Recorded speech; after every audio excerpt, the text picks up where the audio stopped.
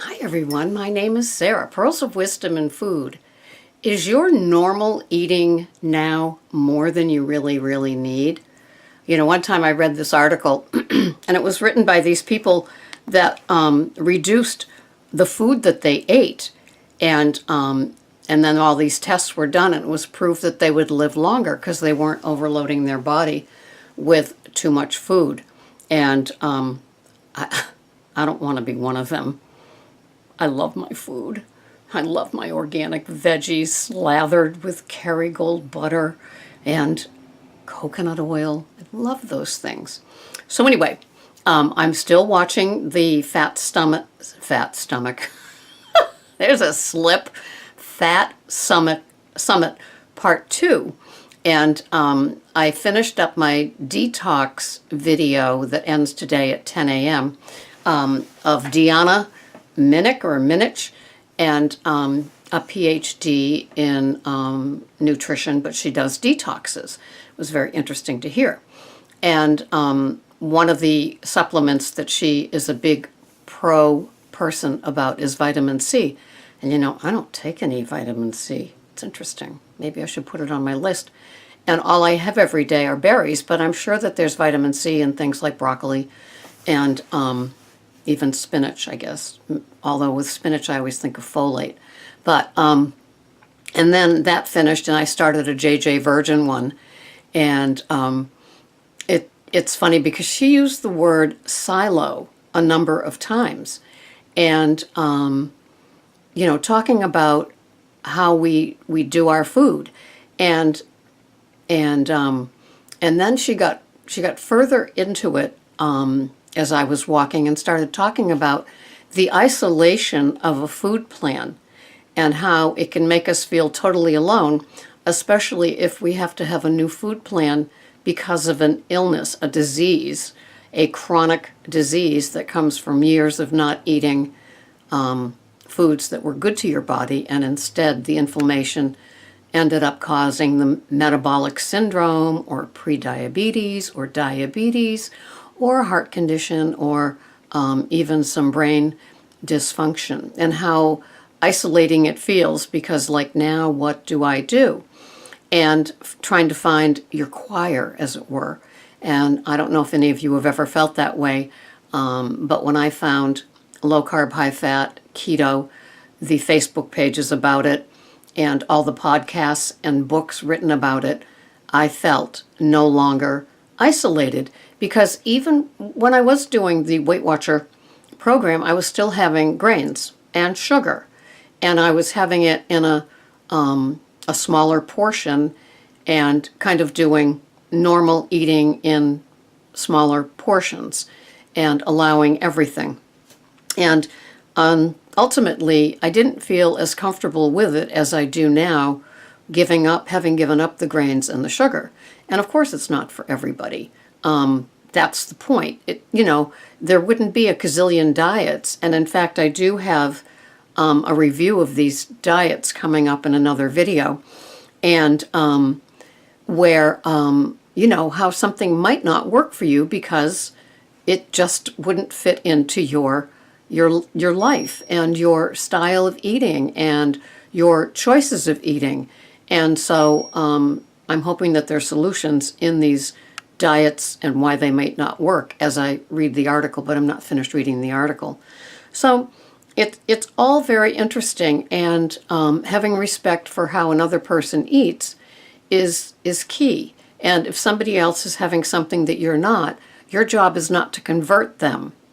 I always felt with politics, religion, and abortion, you can have your opinions and keep them to yourselves. Because you're not going to go out there and sway somebody. If somebody wants to be swayed, then they have a feeling that they want to be motivated, and maybe they want change. Maybe they're not getting the bang for the buck of their food plan. So anyway, so now, of course, you can add food plans into any places that you just don't enter. Those are neighborhoods that I just don't enter because nobody has the same story as you of why you got to a certain place.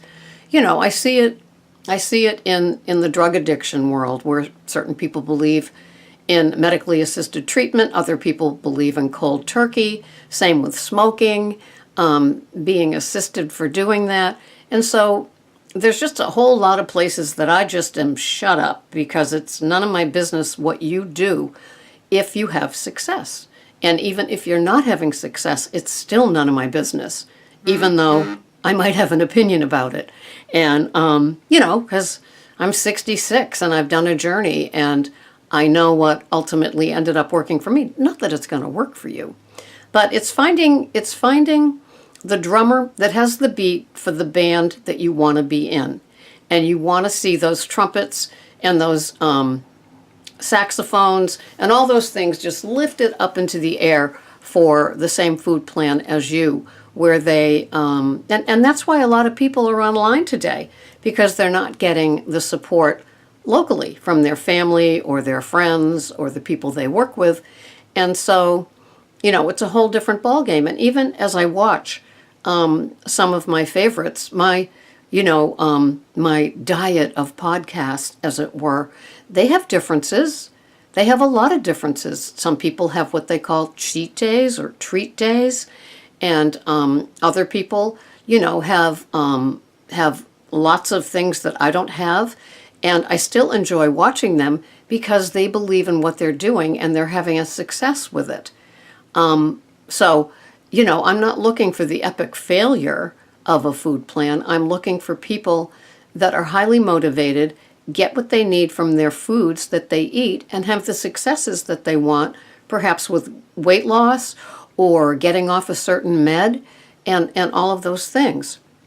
So it's a very interesting world, and we all are a part of it. And that's the great part about the fabric of how we get to where we are with our food.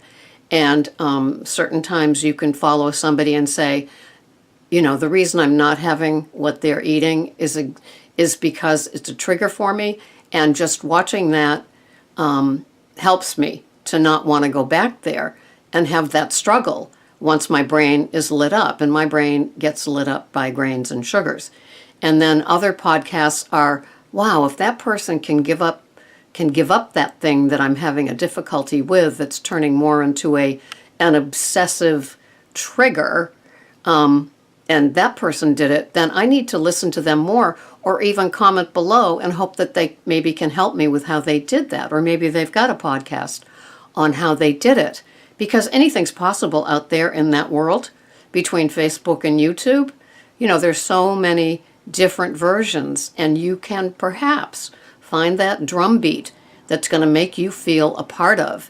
And, your flag can become their flag, and how much that helps. Not being alone in what choices you're making can really, really help your cause. I know that because I find that all the time in the articles that I read, the podcasts I listen to, articles that I read, people that I talk to. All the differences, help me stay, it helps me keep my keel in the food plan that I'm in. And I might get tossed and turned a little bit with the wind or the waves, but I'm still in that program, because I know you always have to anticipate a little struggle, because it happens, because we're human.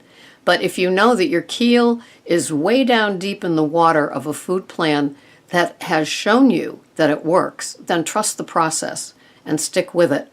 Don't jump. Don't jump. Stay with it and see how it turns out. This has been Sarah, Pearls of Wisdom and Food. Thanks so much for watching.